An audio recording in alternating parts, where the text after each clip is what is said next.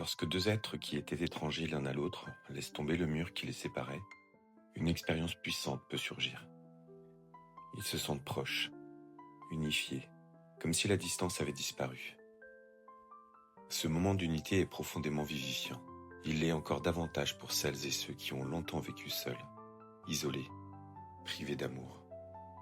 Mais cette fusion soudaine, aussi intense soit-elle, n'est pas l'amour durable. Elle est souvent portée par l'attirance, par le désir d'échapper à la solitude, par le besoin d'être enfin reconnu.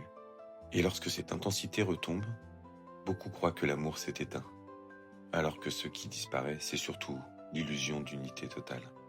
Aimer sans se perdre commence par cette lucidité. L'intensité n'est pas à la mesure de l'amour. Elle révèle parfois, au contraire, la profondeur du manque antérieur.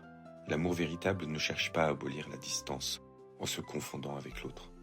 Il cherche une union qui respecte la séparation. Car l'amour n'est pas un état passif dans lequel on tombe. Il est une action, une pratique consciente. Il ne peut naître que dans la liberté, jamais dans la contrainte ou la peur de perdre l'autre. Aimer, ce n'est pas se laisser absorber, ni se dissoudre. C'est prendre part à une relation en restant pleinement soi. Là où beaucoup se perdent, c'est dans la confusion entre donner et se sacrifier. Donner n'est pas abandonner quelque chose de soi, ni se priver, ni renoncer à ses limites.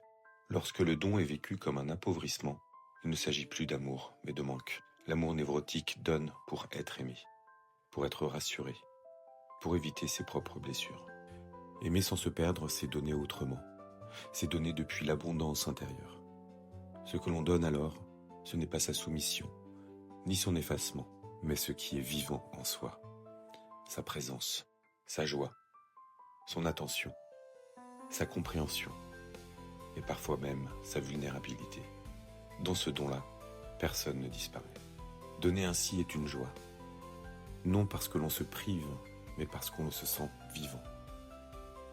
Le don juste enrichit l'autre sans nous diminuer. Il augmente le sentiment de vitalité des deux côtés. Il n'est pas fait dans l'attente d'un retour, car le fait même de donner est déjà une expérience de plénitude. Mais aimer de cette manière demande du courage. Cela exige la foi en sa propre valeur, la foi dans la relation, la foi dans la possibilité d'aimer sans se trahir. Cela implique d'accepter le risque de la déception, de la frustration, parfois de la perte, sans pour autant se renier. Dans un monde où l'amour est souvent confondu avec la fusion, la possession ou l'utilité, aimer sans se perdre devient un acte profondément subversif. C'est choisir de rester vivant dans la relation. C'est honorer à la fois le lien et l'intégrité. Aimer sans se perdre, c'est donner depuis un espace intérieur stable. C'est dire oui sans s'effacer. C'est aimer sans disparaître.